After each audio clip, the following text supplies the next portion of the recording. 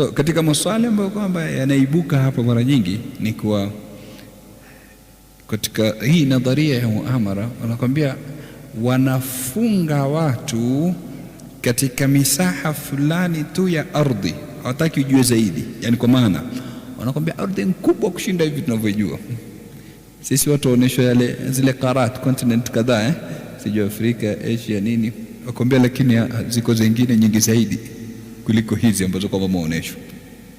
Maana sasa ziko wapi? Nakwambia sasa kuna kitu unadanganywa nacho kinaitwa aljidaru aljalidi Antarctica.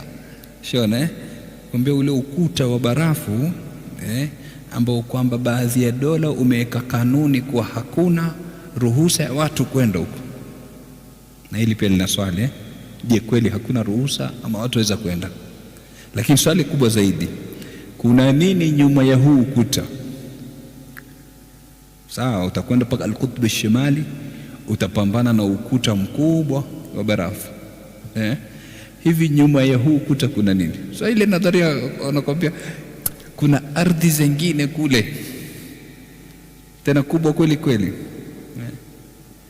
Mmoja katika wasomi wa Kijerumani asema walitumwa kwenda pande zile, asema wakagundua ardhi ukubwa wa Amerika katika ardhi kubwa sana, mara sijui 10 na. Lakini tusiingie huko tukaumizana vichwa. Ni baadhi ya tasaulat, maswali watu hujiuliza tu nini chaendelea. So